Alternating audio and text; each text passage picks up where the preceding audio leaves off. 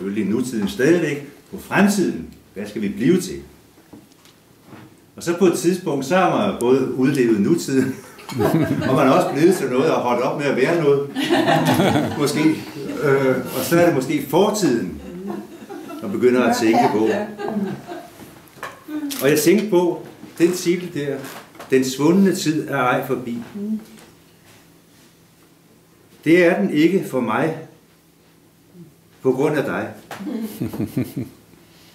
Fordi du er mit bindeled til den svundne tid. Ja, det er rigtigt. Du er den eneste. Du er den store, gamle kvinde. Tak.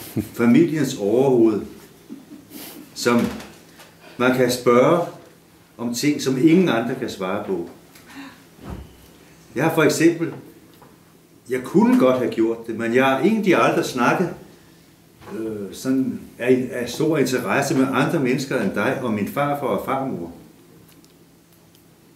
Og hvad du ikke har fortalt, sådan i ny og næ, mellem en øl og en bid sillemad, og hvad vi nu ellers har forlystet os med, det er jo faktisk ikke så lidt. Og jeg ved, at du har meget at fortælle mig endnu. Det ved jeg. Sig det engang. Jeg ved, at du har meget at fortælle mig endnu. Ja, det tror jeg også. Ja, fordi man kan jo ikke kommandere dig til at fortælle alt, hvad du ved. Men man kan sidde og snakke med dig, og så pludselig, så kommer du i tanke om det, og så kommer du i tanke om det. Præcis. Ja. Og på den måde, så kan vi i mange år endnu have stor glæde af at mødes og sidde og snakke. Og hvor kan vi dog snakke? Ja, det kan vi næsten ikke holde op. Nej. Vi sætter os til frokostbordet, når der er gået 4 timer, så siger jeg, nå, nu skal jeg se at komme hjem. Jamen, det er jo ikke fordi vi sidder der for at spise og drikke, men det er fordi vi snakker bare. Vi snakker, ja. Men vi lyder også en bid sild indimellem. Ja. Og en snaps måske. Nej, en enkelt. Ja, kun en enkelt. Ja, det er jo rigtigt. Ja, det er. Ja. Der var du med brug. Nej, det var dig, der fik 2. Der var du med brug. Ja. Så kunne du blive til 2. Så du skal vide, Margit, at det har givet mit liv en ny dimension, at vores bekendtskab er blevet fornyet. For ærligt talt, så var det jo ikke meget glæde, vi havde af hinanden før i tiden. Det var bare, jeg er ikke stået op endnu. Sidder nu og larmer der.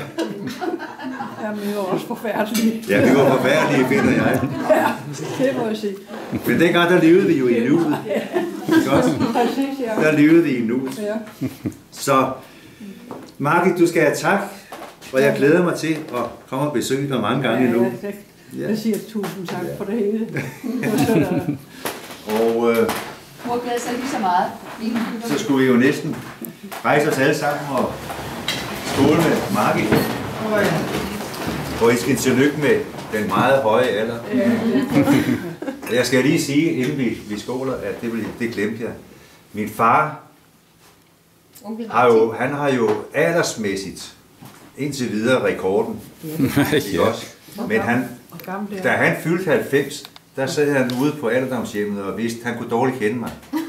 Nå ja. Så der er en vis forskel. Men han blev næsten 91. På nær 3 måneder. Jeg har chancen. Du har chancen. Men du har allerede slået ham, fordi heroppe, der har du altså slået ham. Ja. Jo. Han var ellers en kløgtig mand. Jamen, det var han. Han fik jo en hjerneblødning. Ja, det ikke også? Og så kan man ikke huske noget mere. Skål, Margit. Skål. Tak, Lykke.